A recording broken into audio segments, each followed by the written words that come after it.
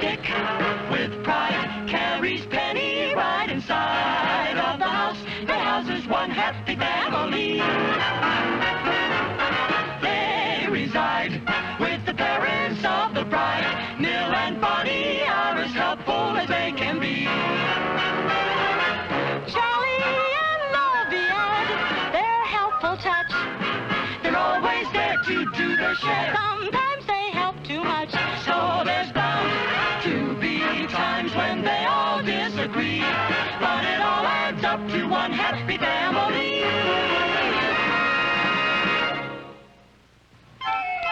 Good morning, Barney. Good morning, Charlie. Boy, I'm starved. Hey, where's breakfast? Gussie's probably fixing it. Boy, I've lived through some slow housekeepers, but this one's the worst. Hey, Gussie! Stop yelling, will you? Gussie doesn't feel well. Oh, what do you got there, lovey? I'm taking Gussie her breakfast. Well, now that's service for you. Wonder what's wrong with her. Maybe she's been eating some of her own cooking. Boy, what a setup. The housekeeper gets breakfast in bed, and I can't even get a flake of corn. Give me some of the paper, will you, Barney? No. Oh, come on. No, you know I don't like my paper mussed. Just let me have the sports section, will you? Well, that's funny I didn't hear. Well, maybe the brain took it. The brain? Yes, that dashing weatherman that married your daughter. Probably he wanted to see if his prediction for slush on Mount Baldy came true. Isn't it exciting? Penny's making our son-in-law's first breakfast, and she wants to do it all by herself. Now, what are you doing, Mildred? Oh, I'm just giving her a little motherly advice. I can't believe it. My little baby making breakfast for her own husband. We're getting old, Charlie. Yeah, the one thing I hate about it is getting old and an empty stomach. Well, if that's empty, what's pushing it so far out? You know, we better start for the office. We can grab a bite to eat on the way downtown. That's a good idea. Let's take the freeway. Maybe we'll hit a fruit truck.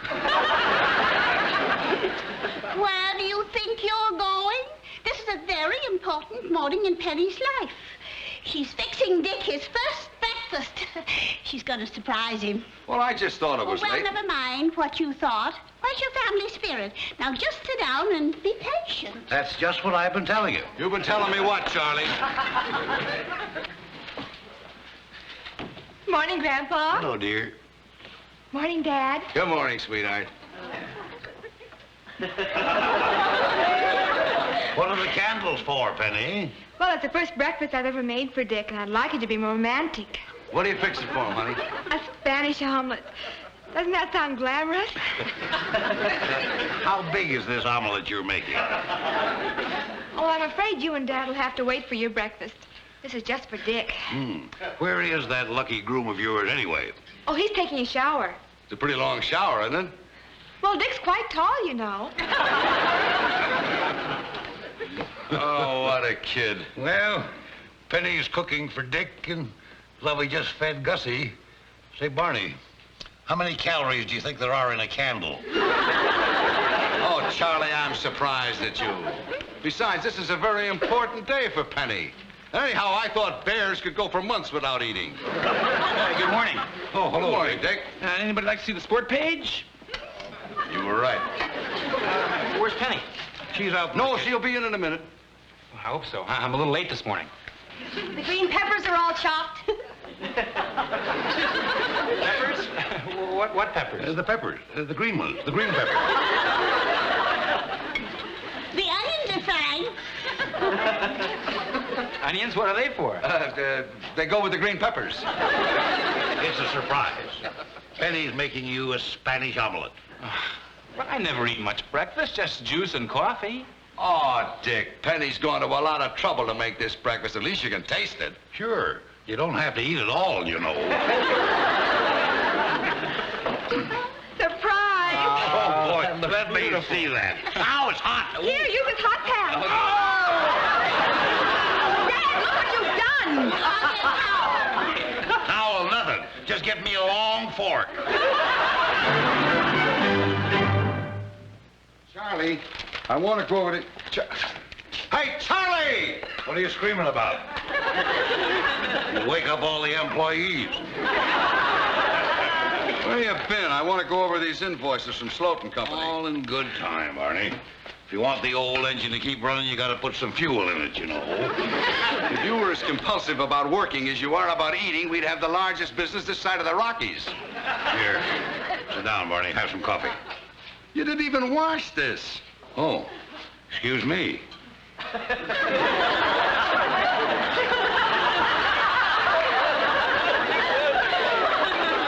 I'd wear my rubber gloves, but I left them in a patient.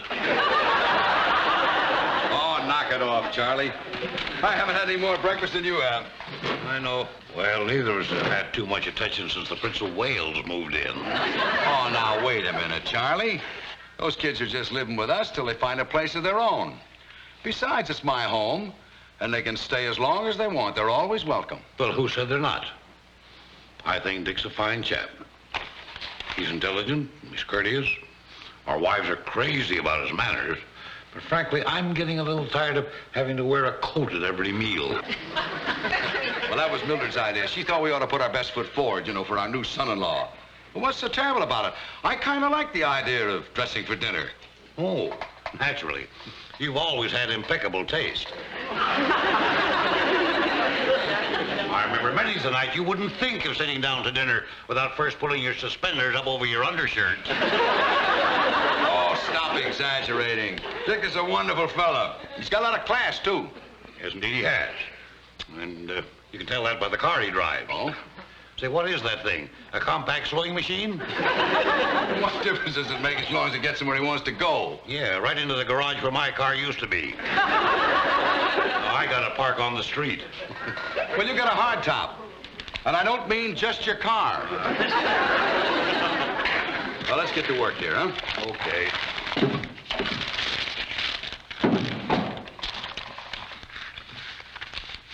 I have to remind Dick not to muss my paper in the morning. Now, Barney, Dick's your son-in-law. You shouldn't resent him, you know. And then I stopped in the bookstore yesterday, and that's where I met Mrs. Taylor and her daughter. Remember how pretty Grace used to be, Penny? Penny? You wouldn't even let me make another one. What? Honey, where are you? Nowhere. As a wife, I'm just nowhere. Oh, sweetie, you still brooding about this morning? It doesn't do any good to cry over spilled milk. Milk wouldn't have been so bad. But I'll never forget the sight of that omelet in Dick's lap. Sweetie, you're just beginning. These things happen to young couples every day. Well, they better not happen to us. Dick doesn't have that many suits. Now, Penny, not just that. The way he rushed out of the house, he hardly even said goodbye to me. Of course he did. I saw him kiss you myself. Not like he used to, Mother. I just hope I'm not losing him. Losing him? You have no idea how attached you can get to a husband in a month. Believe me, I have an idea. I felt the same way about your father. And you know something? With a little understanding, it gets better on both sides. I hope so. I'm certainly going to do everything I can to keep this marriage from going on the rocks. I know you will, honey. Listen, with Gussie laid up, you can have the kitchen all to yourself. Now, why don't you fix Dick a nice dinner? That's a wonderful idea, Mother. Oh, what shall I fix? Well, now, let's see. I know, a Spanish omelet. No, honey, I don't think the memory of the last one is dry yet. I'll tell you what. Why don't you get some cookbooks out of the kitchen? There must be a dozen of them there that Gussie's been ignoring for years. I feel better already. Maybe I could find a nice recipe for roast beef. Or I could fix a nice leg of lamb with mint jelly. No, mint jelly's too slippery.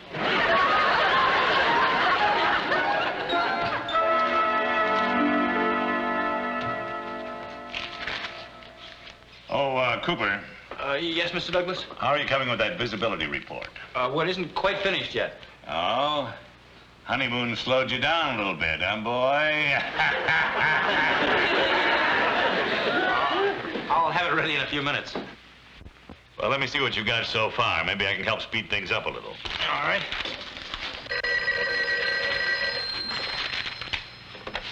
Hello. Hello, sweetheart. This is your wife. Penny? That's the one. Is everything all right? It is now, but, oh, I feel terrible about that omelet this morning. Forget it. I'm sorry I couldn't wait for another one. Well, I'm going to make it up to you. I've planned a wonderful dinner for tonight. Fine, I'll be looking forward to it. Now, I found a nice recipe for roast beef, but the Yorkshire pudding looks too complicated. So do you think you might enjoy a nice leg of lamb without mint jelly? That sounds fine. Oh, look at this beautiful baked ham with pineapple rings. I can't right now. Look, Penny, make it easy on yourself. Anything you fix will be fine. Well, in that case, there's nothing easier than a steak. How would you like it? Rare or well done? Medium, and thanks for calling, dear. Goodbye. That was Penny. Yes. Well, so far, so good. You know, Cooper, if you keep your shoulder to the wheel, you may be in line for promotion soon. Really? That's great, Mr. Douglas. Yeah, with Thompson going into research, we're going to need a good man to fill his shoes. Well, I always try to do my best whenever I... excuse me. Cooper here. Mrs. Cooper here. I forgot to ask you, would you like to have mashed potatoes and string beans with your steak, or would you rather have baked potato and a green vegetable? A green vegetable will be fine. Which one? String beans, anything. Don't you like broccoli? I love it. Well, I'll talk to you later, dear. You didn't tell me what kind of potato. Baked. Oh, French fries are just as easy. Good. Goodbye, dear. That was my wife again. Really? I thought it was Smokey the Bear. Now, about this warm front indicated along the Gulf here, does that jibe with Fletcher's report? Oh, yes, sir. I went over it with Fletcher this morning. And as a matter of fact, we feel very definitely that if the cold front doesn't come in from the northwest... Answer it, answer it! Yes. Hello. I just can't keep my eyes off this baked ham. Penny, I thought you decided on steak. I did, but this is the first dinner I've ever made, and I'd like it to be pretty. I can't put cherries and pineapple rings on a steak. I know. Look, I'll have to talk to you later, dear. Goodbye. Now, about Fletcher's report, he feels... No, wait. Let's not talk shop. I don't want to interrupt the next phone call. I'm sure there won't be any. Oh, yes, there will. She hasn't found out yet whether you want devil's food cake or apple pie for dessert. Mr. Douglas. Now, if the pressure here builds up...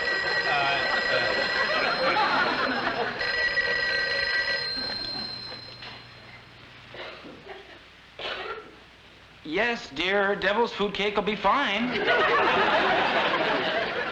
Of course, if you'd rather have cheese and fruit for dessert, that's all right. Oh, forget it. We're going out to dinner. Honey, you sound a little peculiar. Are you busy? Well, yes, very. Too busy to tell me you love me?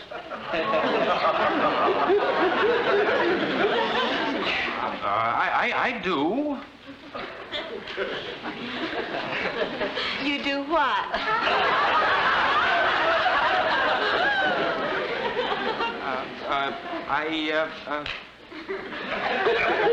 You know. I'll see you tonight. Cooper. I love you.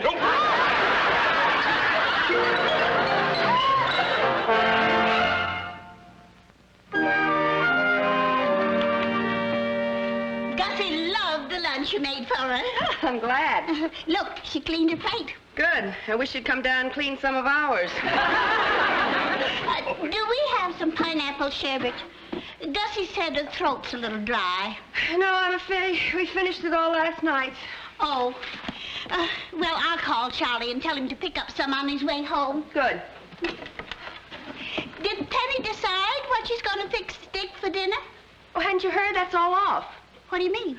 Well, Penny called Dick to find out what he'd like, but she says he wasn't very cooperative. He's got some nerve. Don't worry, Mom. I'm sure Penny will get over it. Sooner or later, the feathers in every love nest are bound to get ruffled. You better watch your step. Penny's just like me in many ways. Extremely sensitive. I what a jewel he has. No, but we do, don't we? Maybe I can perk her up a little.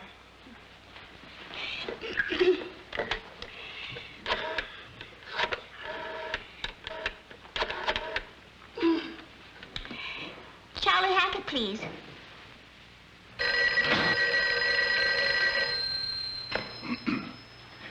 Hello? Hello. Oh, it's you. What do you want, Lovey? Would you stop by the market on your way home and pick up some pineapple sherbet? Gussie's throat's awfully raw. Oh, I'm sorry to hear that. Has she tried gargling with steel wool? Oh, never mind the smart cracks, Charlie. I've got my hands full today. Yeah, what seems to be the trouble? Well, first, Gussie gets sick. And now, Penny and Dick have an argument. It just proves you can't tell a book by its cover. Well, what did he do now? What did he do now? That's what I said. What did he do now?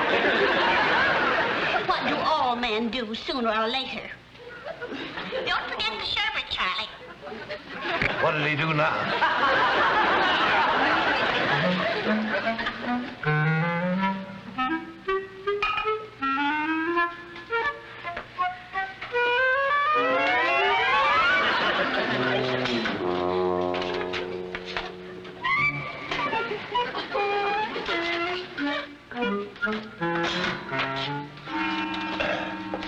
Well, ready to go home, Barney? You certainly set a fine example. Always the first one to punch out. I was second tonight.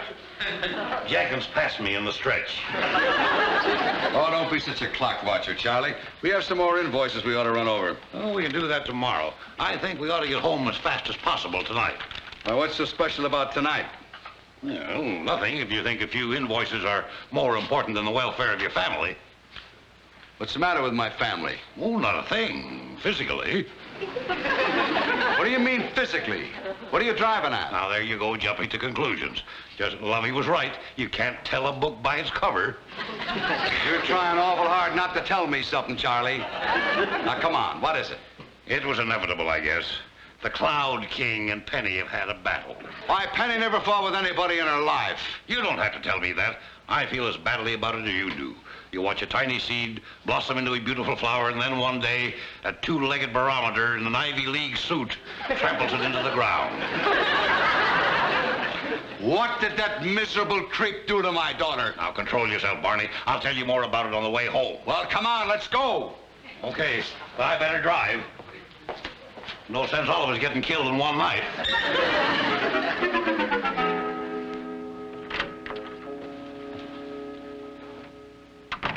Oh, hi, Dick. Hi. What's all this? Isn't it a little late for Christmas? Well, these are for Penny, and well, you've heard the cliche sweets for the sweet, so I don't have to say it. Oh, you didn't have to do all this. Well, I wanted to. You've all been so wonderful. Ever since I moved in, you've made me feel more like a son than an in-law. Well, that's the way Barney and I feel about you. Oh, and these are for your mother. Just a couple of handkerchiefs. That's an ideal gift for Lovey. She always cries when anybody gives her anything. Where is Penny? Oh, she's in the kitchen fixing dinner. But I told her I was taking her out to dinner. Oh, I know, but she didn't want you to spend the money. You know something, Mildred? What? I love that kid of yours.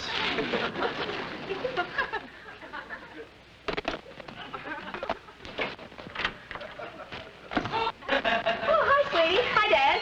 How was your day? Mildred, I want to talk to you. What about? Ever since I first saw him, I didn't trust him. His eyes are too close together. Whose eyes? Well, not mine. I got wide eyes. Did you ever notice his hands? Those long, tapering, clean fingers? I say that an honest man should have some dirt underneath his nails. Like Barney. I've been thinking, Mildred. I'll call our lawyer in the morning, and we'll have the separation papers drawn up. Separation papers? I'm not even angry at you. Say, did you two stop on the way home and hoist a few? No, of course not. Barney, I think you're going too far. A separation is a serious thing. Well, better now than later. Oh, hi, Barney. Charlie. Oh, it's you. No, I don't know what you're thinking, but whatever it is, I'll it has handle nothing this, to do with the Mildred. situation. Now that you've trampled the flour into the ground, what's your next move? Move? Oh, don't play innocent to me after what you've done. I'll tell you what he's done. He's brought home flowers, a box of candies, and some handkerchiefs for Lovey. Yeah, I was gonna get something for you and Charlie, but I'm a little short this week. Oh, bribery will get you no place. Now, how long will it take you to pack and get out? What is this? Some kind of a rib? Because if it isn't, I Hold can the straighten... phone, Dick. Barney owes you some sort of an apology, but he doesn't know why. What do you mean, Dad? Yeah, what do you mean? Sit down, Mildred. You too, Barney. Well, sit down, sit down. You know, they say there's a little boy lurking in every grown man. And today I let my little boy get out of hand. You see, Dick, before Penny was married, there were 3 women around here who catered to my every whim. And then you came along, and the little boy in me kind of felt pushed aside. I see. Well, the next thing you know, I get to needling Barney so much about my imaginary problems that he almost did something we'd all have been sorry for. But I'm the one who was entirely to blame. Well, that's about it, Dick. But I want you to know that I'm very fond of you. Even if you do use my parking space for your sewing machine. Well, I guess I do owe you an apology, son. Forget it, Barney. I think we should all forget it. Yeah, that's a good idea. I'll go get ready for dinner. Just a minute, you old con artist. What do you want? I turned state's evidence, didn't I? You made me feel like a jackass tonight. And it's not the first time either. Barney, please. But I'm going to tell you something. It's sure going to be the last. I suppose the next thing you're going to say is, how long will it take me to pack my things and get out? That's not a bad idea. Well, if you feel that way about it, I'll just pack up and get out right now. Oh, now, Charlie, wait a minute. Stop him. Stop him nothing. He's been bugging me long enough. He's been steaming me and cooling me and steaming me and cooling me till I feel like a rubber in a Turkish bath. What's wrong with Charlie? He looks like he just got an empty fortune cookie. Oh, don't worry about him. He'll be back the minute he smells dinner cooking. What if he isn't? Well, goodbye, everybody. It's been nice knowing some of you. Well, boy, that's the fastest I ever saw anybody pack. He's had that bag packed for 20 years. You're darn right. From the day we moved in here, I knew this would never work out.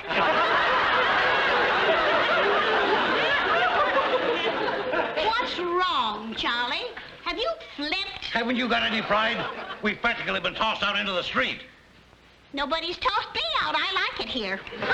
Nobody's tossed you out either, Dad. Barney, tell him. Oh, he knows that. Oh, it's too late for apologies. My handwriting's on the wall. It says, Charlie, go home. But you are home. Oh, certainly. Gee, Charlie, I feel responsible for all of this.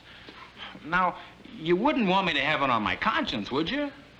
Well, Now, would you? well, if you put it that way... Here, let me take your bag back to your room. I'll take it. No, I got it. No, let me take I it. got it.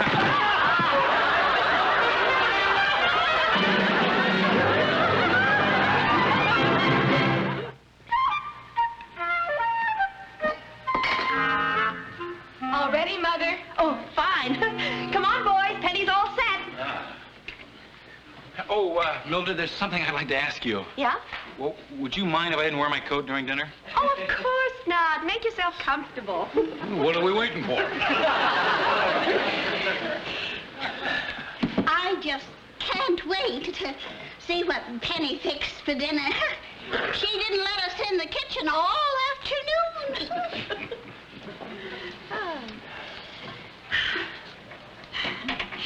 I hope you like this. It was a last-minute inspiration. But, honey, didn't you fix the steaks?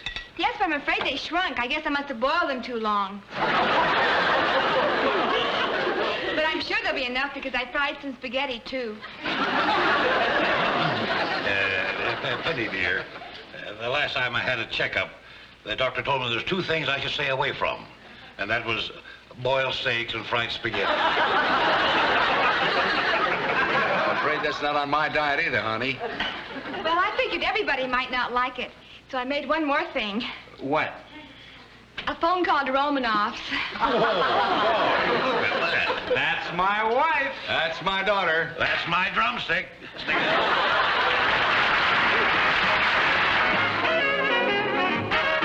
Dick, with pride, carries Penny right inside of the house that houses one happy family. They reside with the parents of the bride. Mill and Barney are as helpful as they can be. Charley and their helpful touch. They're always there to do their share. Sometimes they help too much, so there's bound to be times when they all disagree. But it all adds up to one happy family.